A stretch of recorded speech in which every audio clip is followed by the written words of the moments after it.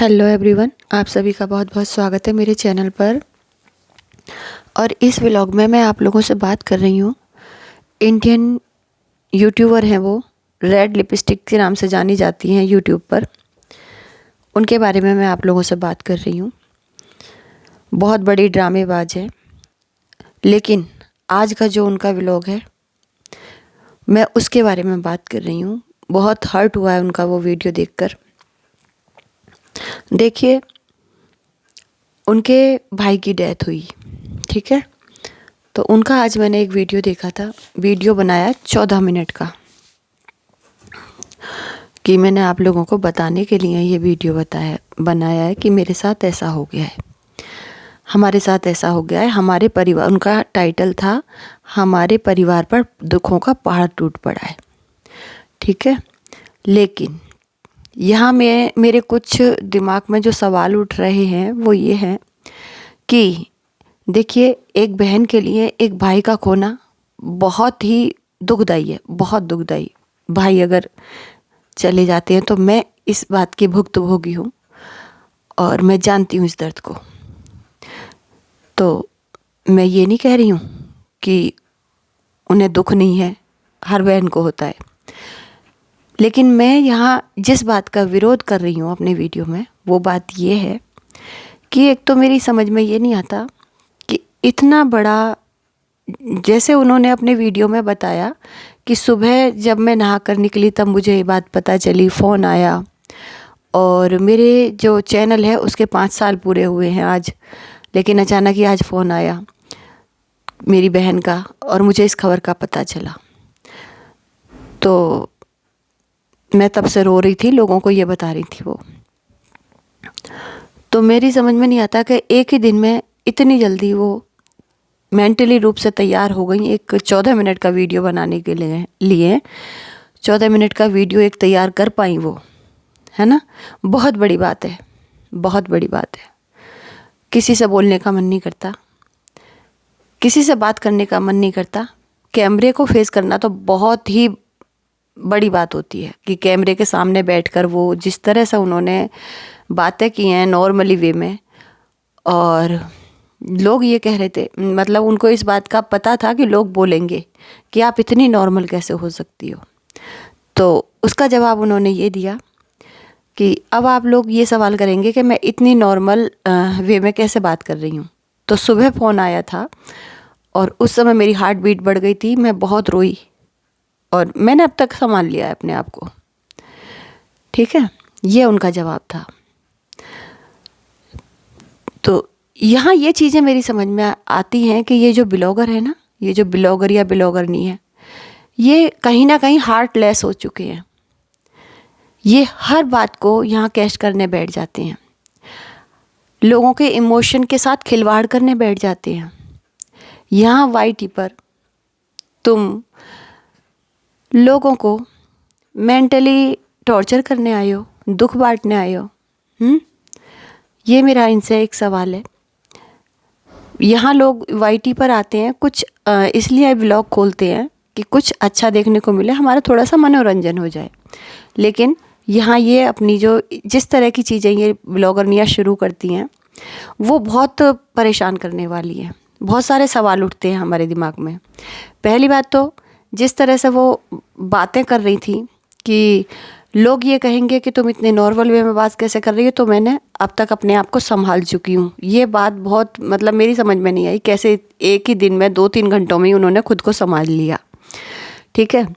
दूसरी बात, ये सब बोलते बोलते वो आंसू निकाल कर रोई भी हैं, है ना। कैमरे के आगे आंसू निकाल कर रोई भी हैं, फिर आंसुओं को तुरंत पोंछ भी लिया है और चश्मा निकाल कर, स्पेशली चश्मा निकाल कर आंसू उन्होंने कैमरे के आगे बहाए हैं। तो ये चीज़ें कुछ लगती हैं कि जैसे हम सीरियल देख रहे हों, ऐसा लगती हैं कि हम सीरियल देख रहे हों। नेचुरल मतलब नहीं लगती हैं कि हम किसी यूट्यूबर का डेली रूटीन वाली ब्लॉगर का कोई वीडियो देख रहे हैं, ऐसा नहीं लगता। ऐसा लगता है सीरियल में एक्टिंग हो रही है और वो सीरियल हम देख रहे हैं, ये सब चीज़ें देखकर, ठीक है। तो और उन्होंने ये सब बताते बताते बीच बीच में अपनी भाभी के लिए भी कुछ इशारा किया है कि मेरे भैया, जिस समय मेरे भैया के साथ यह हादसा हुआ उस समय मेरे भैया अपने घर में अकेले थे, मेरी भाभी अपने मायके गई हुई थी। कहने का जो तरीका है वो मैं लगा दूंगी आपको वीडियो में, आप लोग खुद पहचान जाओगे कि वो क्या कहना चाह रही हैं कि भाभी ऐसे समय में भी मेरी भाभी मेरे भाई के पास नहीं थी, अंतिम समय में भी अपने मायके में थी। भाभी की भी बुराई की है, इतना मतलब उनका दिमाग सोच पा रहा था कि भाभी की बुराई भी कर दूं, मदर इन लॉ की बुराई भी की है इतने बड़े दुख के टाइम में भी, कि मैंने अपनी मदर इन लॉ को फ़ोन करके बताया मेरे बच्चों के पेपर चल रहे हैं और मेरे बच्चों के, उन्होंने एक बार भी हमसे ये नहीं पूछा तो आप मैनेज कैसे करोगे, ना मुझसे पूछा ना मेरे पति से पूछा कि अगर वो जाएगी अपने भाई के घर, अपने भाई के यहाँ अपने माँ बाप को संभालने जाएगी तो बच्चों को कैसे मैनेज करोगे तुम लोग। तो अब आप लोग बताइए, वो अपने ट्रू वाले सब्सक्राइबर से पूछ रही हैं कि अब आप लोग बताइए कि आप लोग ये कहते हो कि मेरी मैं अपनी मदर इन लॉ को नहीं बुलाती हूँ या मदर इन लॉ का ध्यान नहीं रखती हूँ, तो अब बताइए अगर मेरी मदर इन लॉ मेरे साथ ऐसा व्यवहार करेंगी तो मेरे मन में उनके लिए क्या जगह रह जाएगी। तो आप लोग ये बताइए कि सामने से अगर ये बहू खुद कह देती मदर इन लॉ को कि बच्चों के पास आप आकर रहिए, मुझे जाना है अपने भाई के पास, या उनके बेटे को भेज देती लेने, है ना, बेटा चला जाता हक से लेने कि माँ चलो बच्चों के पास रहना आप, तो वो तब ना आती, तब तो बात थी, तब तो हमारी समझ में आता। ऐसे समय में भी मदर इन लॉ की बुराई करना नहीं भूली हैं। होना तो ये चाहिए था सच में ही, अगर आप अपनी मदर इन लॉ को अपने से बड़ा समझती हैं, उनको सम्मान देती हैं, तो ये होना चाहिए था कि ये कहती हैं कि मम्मी हम लोग जा रहे हैं, अब बच्चों के पास आकर रहिए, मुझे जाना है अपने भाई के घर, अपने माँ बाप को संभाल लें और मैं इनको लेने भेज रही हूँ, आप आ जाइए। यही बनता है कि बेटा जाता लेकर आ जाता बच्चों के पास, माँ को छोड़ देते ये लोग। लेकिन ये अपने व्यूवर्स को ये बताने की कोशिश कर रही हैं कि मेरी मदर इन लॉ इतनी ख़राब है कि उन्होंने हमारे इस दुख के टाइम में भी हमसे ये नहीं पूछा कि आप अपने बच्चों का कैसे मैनेज करके जाओगे। तो इन्होंने पड़ोसियों के यहाँ अपनी बेटी का वो किया है, बेटी को रुकने के लिए कहा है। इनके बच्चे बहुत छोटे नहीं हैं, है ना, दोनों बच्चे सभी ने देख रखे हैं, अच्छे समझदार बच्चे हैं। इनकी बेटी भी बहुत समझदार है, इनका बेटा भी बहुत समझदार है, दोनों बड़े बड़े हैं, कोई छोटे नहीं हैं, है ना। तो मुझे नहीं लगता इतने बड़े बच्चों को जो है साथ ले जाने की ज़रूरत पड़ती है या फिर पड़ोसियों के यहाँ छोड़ने की ज़रूरत पड़ती है। बहुत छोटे बच्चे नहीं हैं, 12th के पेपर दे रही है बिटिया, तो खुद को संभाल सकती है ना। और बेटे को ये साथ लेकर जाने को कह रही हैं कि मैं छुट्टी करा कर ले जा रही हूँ, मेडिकल दिलवा दूँगी उसका। तो मैं तो यही कहूँगी कि अपने घर में बच्चा ज़्यादा सुरक्षित होता है। अगर बेटी को अगर अपने घर में छोड़ कर जाती, चाहे वो अकेली भी रहती, ज़्यादा सुरक्षित होती। किसी दोस्त के यहाँ इन्होंने उसका अरेंजमेंट कराए रहने का, ये तो मुझे कहीं से सुरक्षित नज़र नहीं आता। देखिए जितना हमारे लोगों के सुनने में आ रहा है ना आजकल, वो चीज़ें नहीं विश्वास करने देती जल्दी से, किसी भी रिलेटिव तक पर विश्वास नहीं करने देती कि माँ बाप छोड़कर चले जाएं बच्चों को। ज़्यादातर होता नहीं है ऐसा, अच्छे ही होते हैं सब, लेकिन फिर भी मन में डर बना ही रहता है ना। तो अपने घर से ज़्यादा सुरक्षित जगह मुझे नहीं लगता कि कोई और होती होगी। पापा रुक जाएं यहाँ, ये तो अच्छी खासी समझदार हैं, ये अकेली जा सकती हैं, है ना, अकेली चली जाएं, बच्चों के पास उनके पापा रुक जाएं। या फिर जैसे इन्होंने अपनी मदर इन लॉ को दोष दिया कि उन्होंने पूछा नहीं, फ़र्ज इन्हीं का बनता था, पतिदेव जाते अपनी माँ को ले आते या कहते आगे से उनको कि आप आ जाओ मम्मी, मुझे जाना है। इन्होंने खुद से नहीं कहा उनसे, ये इंतज़ार कर रही हैं कि वो हमसे पूछे कि आप कैसे अपने बच्चों का अरेंजमेंट करके जा रहे हो, क्या अरेंजमेंट करके जा रहे हो बच्चों का, जो भी बच्चों के एग्ज़ाम वगैरह हैं। तो मुझे नहीं लगता कि अगर ये खुद कहते उनसे आने को तो वो मना कर देती। अरे खुद से एक बार कह कर तो देखो। इस तरह की औरतें पता है क्या करती हैं, यही चीज़ें पतियों के दिमाग में डाल देती हैं कि देखो तुम्हारी माँ ने पूछा भी नहीं एक बार भी कि अपने बच्चों के लिए क्या करके जा रही है, बस बेटा बन जाता है माँ का दुश्मन। इतनी सी बहुत है आदमी का दिमाग बदलने के लिए। लेकिन अगर यही बेटा समझदार होता ना तो ये खुद से कहता मैं लेकर आता हूँ मम्मी को, और बच्चों के पास मम्मी को छोड़ देंगे और हम लोग उधर चले जाएंगे। या फिर ये कहता कि मैं मम्मी से फ़ोन पर कहता हूँ कि मम्मी आप आ जाओ, हमें आपकी ज़रूरत है। ये नहीं कि वेट कर रहे हैं, उन्हें क्या पता चल रहा है।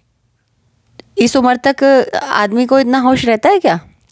कितनी बूढ़ी हो चुकी हैं वो, इनकी मदर इन लॉ। तो इन औरतों को ना बहाना चाहिए सिर्फ पतियों के दिमाग में ये डालने के लिए कि देखो जी तुम्हारी माँ तो ये भी नहीं सोचती है, तुम्हारी माँ तो इतनी बुरी है, तुम्हारी माँ ने तो ये भी नहीं पूछा कि बच्चों को का क्या अरेंजमेंट कर कर जा रही है तू, तुम्हारे बच्चों के पेपर है फिर भी तुम्हारी माँ ने ऐसा किया हमारे साथ। इन औरतों को सिर्फ बहाने चाहिए माँ के लिए बेटे के दिमाग में जहर भरने का। तो वही ये कर रही हैं अच्छे से। और वीडियो पर आप लोग, अब तो मुझे पता नहीं इन्होंने हटा दिए हों तो, क्योंकि दोपहर भी मैंने लाइव में कहा था कि इन्होंने मोनेटाइजेशन लगा रखा है, तो हो सकता है सुना हो और इन्होंने हटा दिए हों। लेकिन जब मैंने देखा था वीडियो, मोनेटाइजेशन ऑन था। मतलब इतनी दुख भरी खबर ये मैडम सुना रही थी, लेकिन मोनेटाइजेशन ऑन करके ऐड चलाकर कहीं भी कमाई करने का मौका नहीं छोड़ती हैं। बहुत दुख हो रहा था इन मैडम को, लेकिन कमाई कर रही थी ये। अब बताइए इनको क्या कहा जाए? कहा ही जाएगा ना कि ये ब्लॉगरनी नहीं है, ये डेली रूटीन नहीं दिखाती, ये सीरियल चला रही हैं। जैसे हम सीरियल में भी तो पैसे कमाए जाते हैं ना, बहुत बड़े बड़े हाथ से दिखाकर, है ना, बहुत सारी एक्टिंग करके, बहुत बड़े लेवल पर आंसू बहाकर दिखाए जाते हैं सीरियलों में। वहाँ भी लोगों की भावनाओं के साथ ही खेला जाता है, लेकिन हमको पता होता है कि वो सीरियल हैं या पिक्चर हैं जो हम देख रहे हैं। पैसा वो लोग कमाते हैं, हमें पता है वो पैसे कमाने के लिए एक्टिंग कर रहे हैं। लेकिन ये कहती हैं हम अपने रियल लाइफ दिखा रहे हैं आप लोगों को, और रियल लाइफ दिखाते दिखाते ये आपके इमोशन के साथ कब खेलने लगती हैं आपको पता ही नहीं चलता। कभी आपके साथ दिमाग के साथ खिलवाड़ करने लगते हैं, आपको पता ही नहीं चलता। ये इतने चालाक होते हैं ये यूट्यूबरनियाँ और ये ब्लॉगरनियाँ। ये ऐसी एक्टिंग करती हैं कि आप बस सोच ही नहीं सकते। इतनी बड़ी एक्टर हैं ये, जो आंसू निकाल कर दिखाती हैं। लेकिन एक बार देखा करिए आप लोग, जब इमोशनल होने से पहले देखा करिए, जब भी ये जो आंसू बहाकर दिखा रही हैं ना, जो भी इमोशनल होकर वीडियो बना रही हैं, कोई भी अपने साथ हादसा हुआ है उसको बता रही हैं, तो ज़रा आप लोग देखा करिए कि इन्होंने मोनेटाइजेशन ऑन किया हुआ है क्या।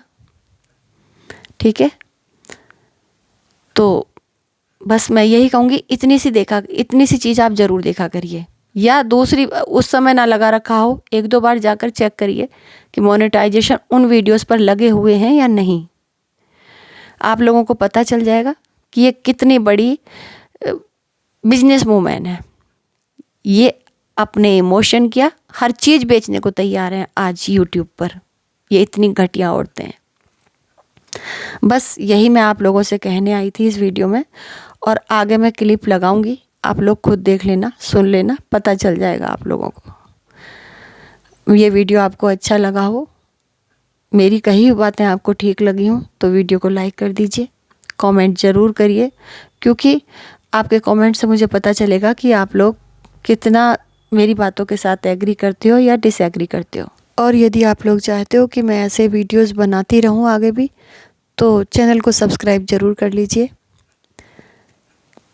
चलिए मैं आगे क्लिप लगा रही हूँ, आप लोग क्लिप देखिए और खुद सोचिए और समझिए। अचानक से मेरी सिस्टर का फोन आता है और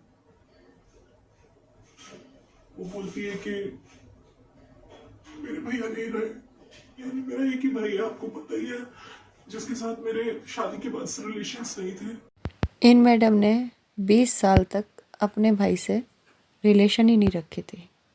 मैंने आपको बताया था कि वो चंडीगढ़ शिफ्ट हुए हैं, तो चंडीगढ़ में ही थे, अपने घर में अलग रहते हैं वो, और दीदी अलग रहती है, और अकेले तो उस वक्त वो घर में, और उस टाइम पे भाभी नहीं थी साथ में, वो गई हुई थी अपने भाई के। यहाँ इन्होंने अपनी भाभी के लिए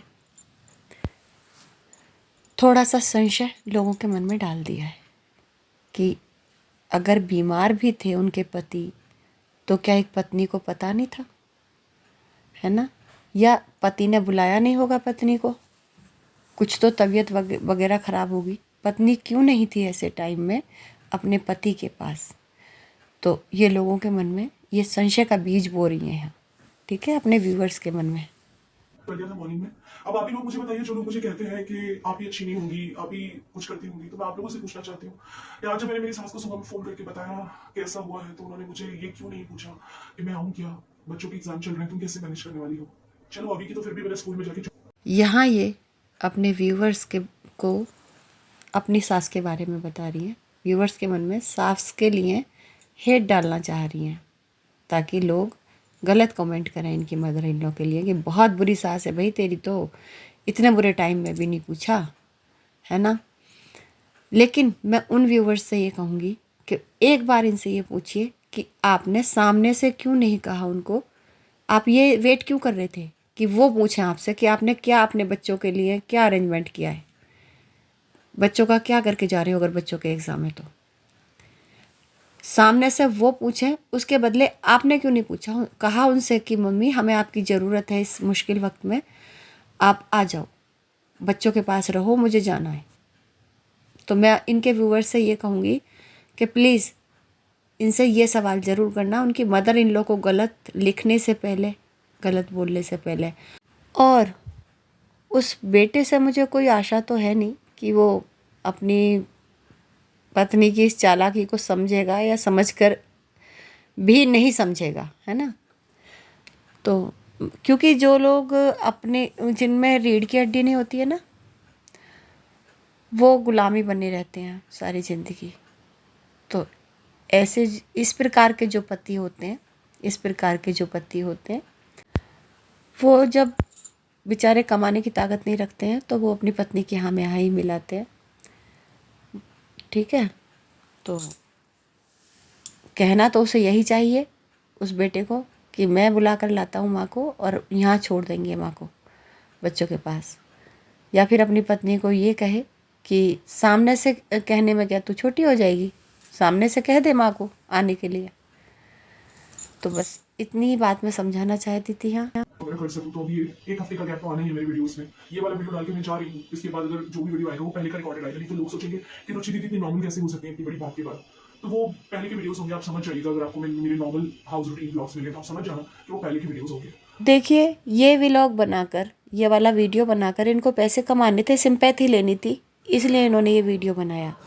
लेकिन ये अच्छे से जानती हैं कि इस वीडियो को बनाने के बाद अगर इन्होंने नॉर्मल व्लॉगिंग दिखाई अपनी, तो लोग ज़रूर कमेंट करेंगे और सवाल खड़े करेंगे मेरे ऊपर, फिर उन्हें बड़ा फेस करना मुश्किल हो जाएगा। इसलिए पहले से ही पहले लोगों के दिमाग में ये डालना चाहती हैं कि इसके बाद अगर आपको मेरे नॉर्मल व्लॉग देखने को मिले, मैं व्लॉगिंग तो नहीं कर पाऊँगी, लेकिन मेरे अगर नॉर्मल व्लॉग आप लोगों को देखने को मिले तो समझ जाना कि वो पहले से बनाए हुए वीडियो होंगे, मेरे पहले से बने हुए व्लॉग रखे रहते हैं। तो बताइए आप, है इनका कोई ईमान धर्म? या तो ये वीडियो ही ना बनाती, ये खबर ही ना सुनाती, अपने जो व्यूअर्स हैं ना बताती, लेकिन इनको व्यूज़ बढ़ाने होते हैं, अपने सिंपैथी लेनी होती है, और फिर उस सिंपैथी को लेने के बाद इनको पता है कि कमेंट गलत आएंगे ही आएंगे, तो उससे बचाव के लिए इन्होंने ये वर्ड बोले हैं कि अगर आप नॉर्मल व्लॉगिंग देखें आगे मेरे चैनल पर तो वो मेरे पहले के वीडियोस होंगे। वाह जी वाह, क्या चालाकी है, वाह। अरे भैया, इतना बड़ी घटना, दुर्घटना होने के बाद घर